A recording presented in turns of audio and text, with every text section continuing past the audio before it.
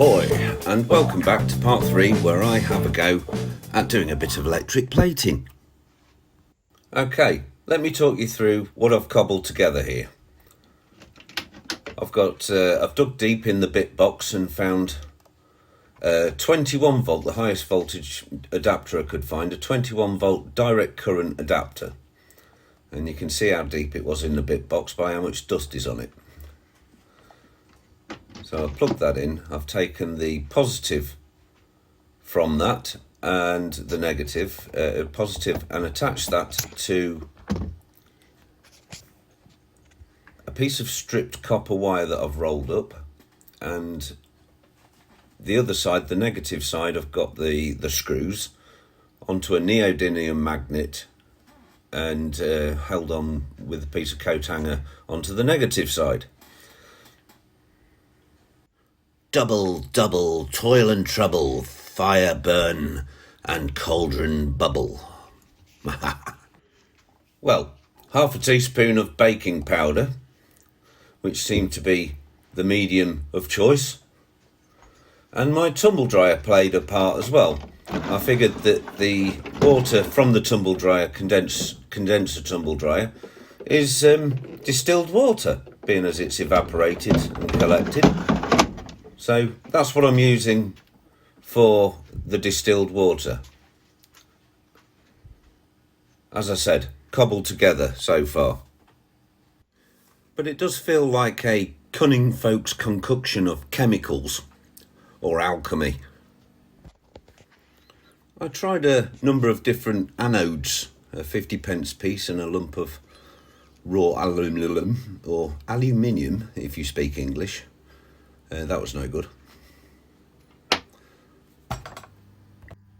So pressing on with the stripped wire rolled up into a ball and refreshed the water solution, the distilled water and baking powder, you can actually see the copper oxide leaving the copper ball of stripped wire and making its way through the solution.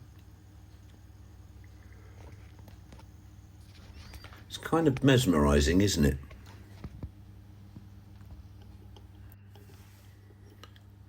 And it doesn't have the bright copper coating that I was expecting. It does have a tinge of copper, but you can't quite see it through the magnifying glass or just under the lights there. But it does have a slight copper coating. So I tried the 50p piece, changed all the solution, the distilled water and baking powder, and put a bit too much baking powder in this time, and used a 50p piece.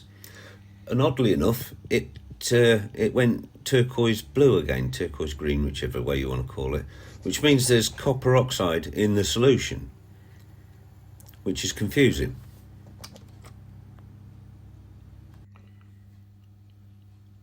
But it does seem to be a lot more reactive with the 50p piece, and it's definitely taking more off the 50p than it did the copper wire or the lump of aluminium, which didn't work at all.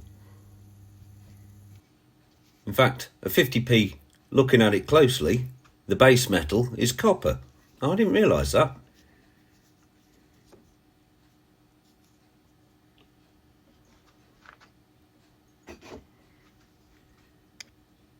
And you can see how much abrasion the process has caused, because I haven't, it looks like I've been at it with a wire wheel, but I haven't. Hope I don't get done for treason or something for defacing the coin.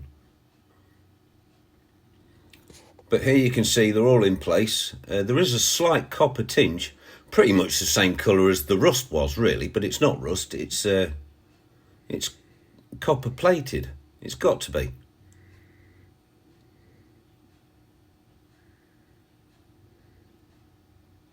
It looks nice though, I like it. Anyway, now for some housework and clear all this lot up.